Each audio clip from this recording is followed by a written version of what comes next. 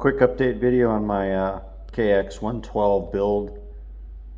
So right now I've got pretty much everything back together except for the pro circuit pipe. And I just want to get some shots here on the video of what it looks like prior to putting all the plastic on, prior to putting the pipe on, right? CB4 radiator hoses are pretty cool. They look like they're good strong hoses. VHM head. Everything's torqued down to spec. I haven't put radiator fluid in yet. I'm going to do that soon. And the buoys and rad valves installed. Now there was couple little tricks here to get this together, I can tell you, but I had everything off. I had the brake master cylinder, the rear brake master cylinder off to get into that fuel line. Now the fuel line's actually, I had to stretch it back a little bit. It was a little tight. I think the buoys and rad valve, the intake makes it a little tiny bit longer, stretch back to the carburetor. But everything went back on all right, so I'm not concerned about it. Let's have a look at the other side.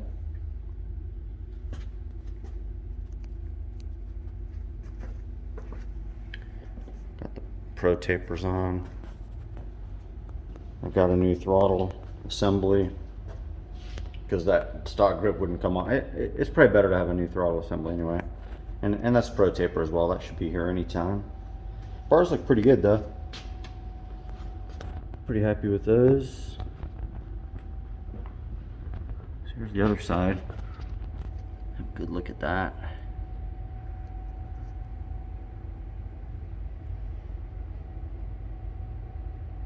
Head brace. Everything fit really good. The head actually fit perfectly. There was absolutely no problems at all. That was like a perfect fit. So I'm assuming all the water jackets line up and everything's good there. So we'll see. Buoys and rad valve, and again that's like a whole new intake track right there. So got it all bolted back together okay. I rejetted the carburetor according to what the manual said, so I've got a 145 main, and I backed the air screw, which is right here, back that screw up to 2 1/4 turns, and that should be the baseline jetting. So we'll see what the pipe and the buoys and rad valve might have a impact on jetting. So if anything, I'm expecting it might be a little lean, but we'll see. So that's what it's looking like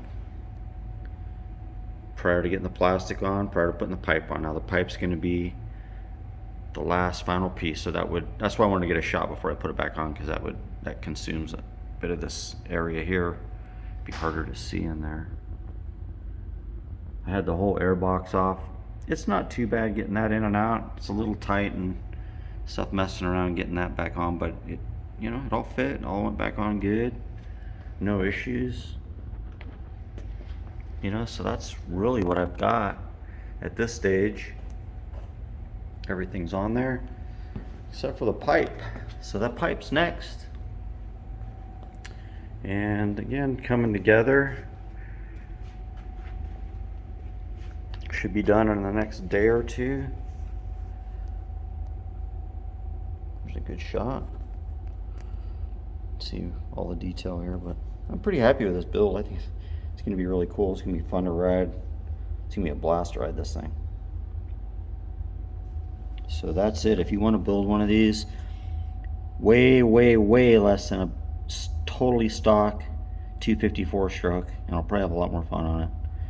And it's, unbelievably lighter by, well, let's see, this thing weighs 170 pounds.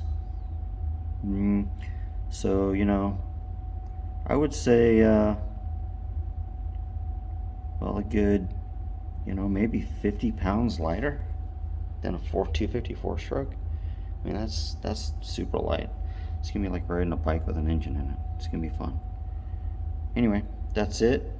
Hope you liked the vid. Hope you liked the build.